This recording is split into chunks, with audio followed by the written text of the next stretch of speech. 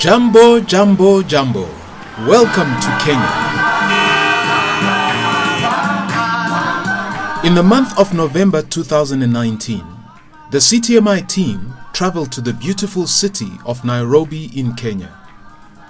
Nairobi is not new to CTMI activities, as the team has traveled there dozens of times over the years. CTMI has a good relationship with several ministries there and has also established a strong ministry presence through its relationship with leaders in this nation. There are over 50 churches that work together with CTMI in Kenya. In August 2019, the East African Build Conference took place in Nairobi. Many of the delegates were challenged by the gospel and returned back to their own cities on fire and thirsty for more. The result is that many of them have requested follow-up conferences for the church leaders in their respective areas. One such man is Bishop James Gashengo from the town of Nyeri, 150 kilometers northeast of Nairobi. James is not new to the ministry of CTMI, as he is the younger brother of Stephen Gashengo from Nairobi. Over the years, he has watched the fruit of the gospel in the life of Stephen, but now it was time to respond. So with much expectation, the CTMI team, led by Brother Mickey and Sister Audrey, traveled to the town of Nyeri. Nyeri is one of the oldest towns in Kenya, having been established in the British colonial era. It is situated on the western slopes of Mount Kenya, which is the second highest mountain in Africa after Mount Kilimanjaro. This too is the town where Robert Powell lived and died. He was the founder of the Boys Scouts movement.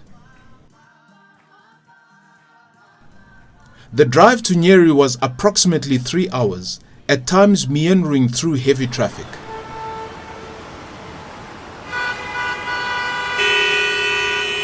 The conference started on a Thursday morning with a small delegation of leaders who had been invited for the conference. Brother Peter Mackenzie opened the conference and shared on the subject of repentance.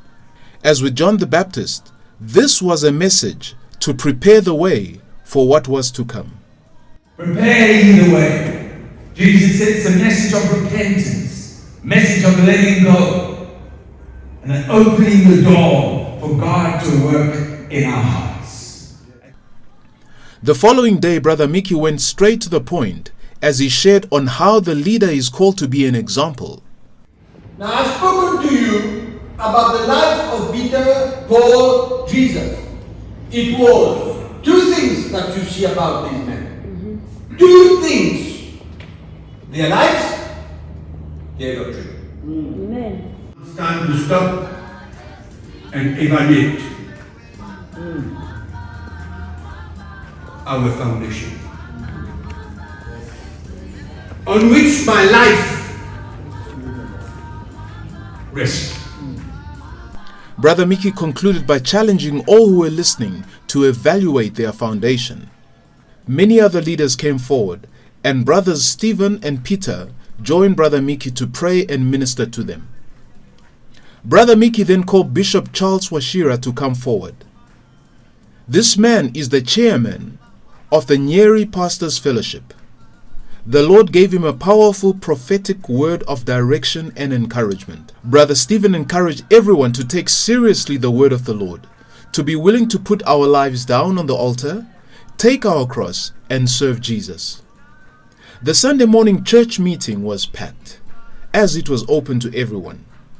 Brother Mickey shared a strong message on the power of grace. They knew how to experience God's grace, God's divine power, to intervene, to allow them to do what their heart desired to do. He didn't say, I am who I am because I went to Bible school. He said, by God's grace, because I experienced His grace. And many people testified how God had spoken and encouraged them through that message.